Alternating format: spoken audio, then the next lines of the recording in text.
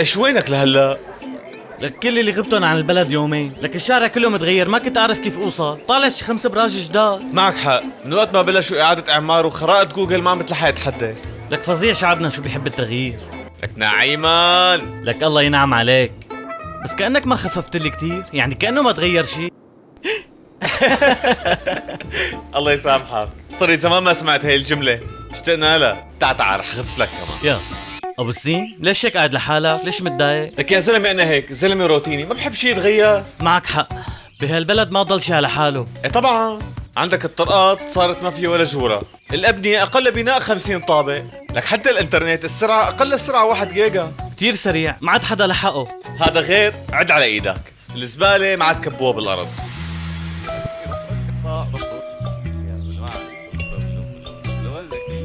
خليني ساكت أحسن شي يا زلمة. معك حق، ما في شي ما تغير بهالبلد يا زلمة. ليش في ناس هلا لساتها بتقول ما تغير شي؟ يمكن لأنه الناس مستعجلة تشوف نتائج كبيرة بوقت قصير، ويمكن تعودنا لسنين طويلة إنه نتوقع إنه ما يتغير شي، لا وإذا تغير شي يكون للأسوأ. بس فعلا لسه في مشاكل، بس وجود مشاكل مو يعني إنه لسه ما تغير شي. بس عن جد يا ترى شو هو الشي اللي تغير؟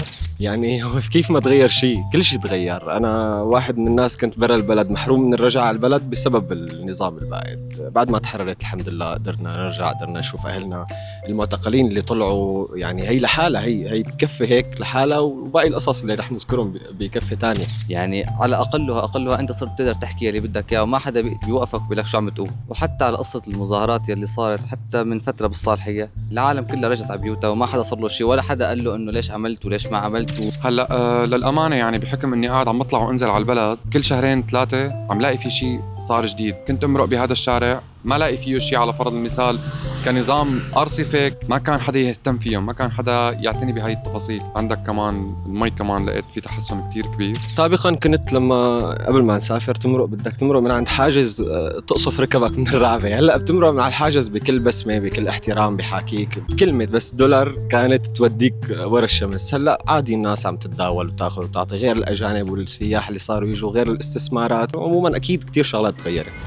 والله المحافظة عم تشتغل، لك شوف لي الرصيف والساحة شلون صاروا حلوين. ما تغير شي، كلهم كان بلاطة وكان مش دهان. لا وقال شو؟ قال عاملين نفق فيه شوية لمبات وإضاءة. لك يا أخي والله العملة الجديدة ريحتنا، كنا نشيل المصاري بالأكياس. مو ليكون في مصاري بالأول. أخي ما تغير شي، بعدين دخيلك على الحملة. تخيل قدمت على جواز سفر، لك طلع لي بعد كم ساعة. ما تغير شي، هو جواز سفر. بعدين أنا بدي أفهم شغلة، الناس على شو مستعجلة؟ لك عم يقولوا عن قريب حيفتحوا المطار الجديد. ما تغير شي، بكرة بيجوا السياح وبيرتفعوا الأسعار. الله يرحم أيام البطاقة الذكية. أو شو دخل البطاقة الذكية بالموضوع؟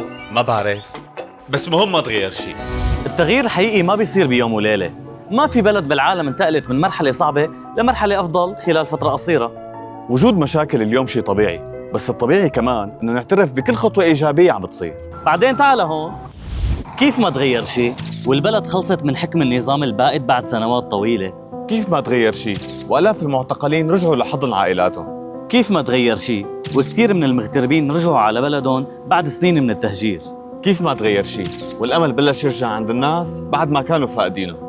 كيف ما تغير شيء وعودة الأعمار والاستثمار صار حديث كل السوريين والعالم؟ ألمانيا بعد الحرب احتاجت سنوات كتير لحتى تعافت، والبوسنة ورواندا كمان ما تغيروا بيوم وليلة. يعني كل الدول اللي مرت بأزمات كبيرة احتاجت وقت وصبر وعمل مستمر. في فرق بين إنك تقول ما وصلنا وبين إنك تقول ما تغير شيء. الجملة الأولى فيها أمل، بس الثانية تلغي كل خطوة اللي عملت. وبرأيكم شو أكتر شيء حسيتوا تغير بعد التحرير؟